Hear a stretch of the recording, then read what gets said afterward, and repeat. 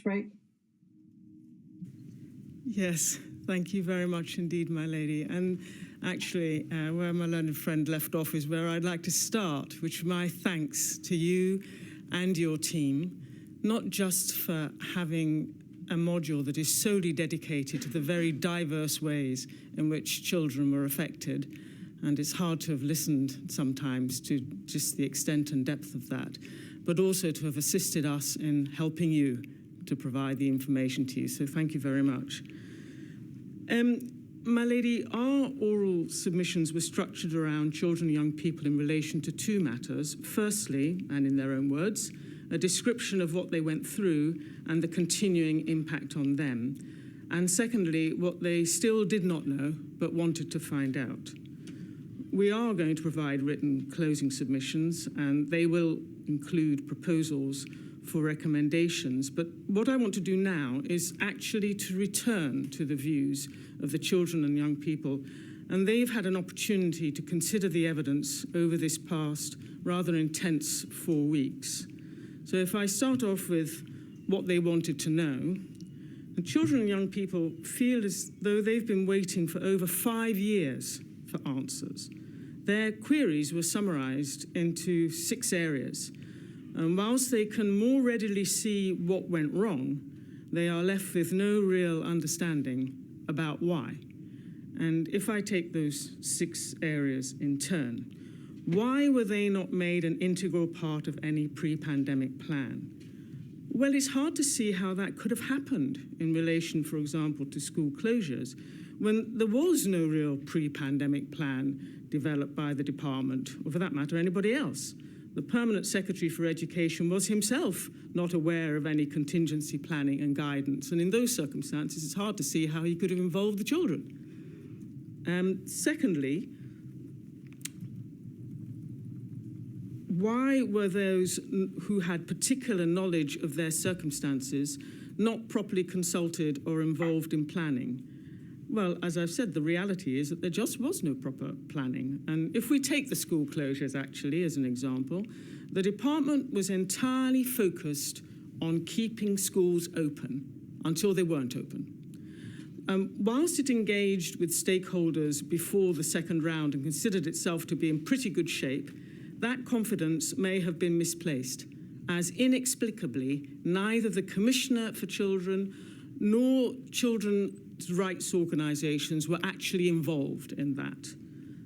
Third, why was no real consideration given to how some of the most dramatic of measures, such as lockdowns and school closures, would impact them? The fact is that they weren't really thinking about the impact of those measures on children and young people at all. To the extent that children and young people were considered, it was far more in terms of the calculation of their likely contribution to reducing the R number, and not really about avoiding or minimising harms to them. Fourth, why did the plans fail to include adequate mitigating measures? It was recognised that government policies and measures were knowingly causing huge harm to children and young people, and that they were paying a huge price to protect the rest of society. Now, that should have led to such measures being developed, that is, mitigations, but it didn't.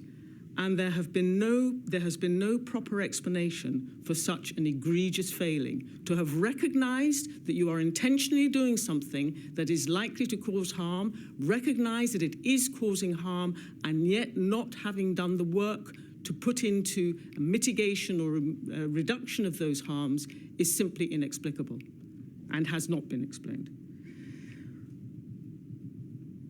5, what coordinated work is being done now by the government to identify the full impact on them and what is now in place to help them?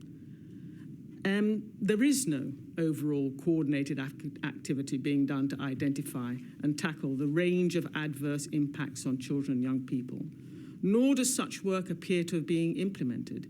It's not even clear that there is the data to know exactly who has been affected and how. And without that, it's difficult to see how there can be any effective recovery plans to help them. 6, and finally, what's being done now to improve planning and how will children be involved.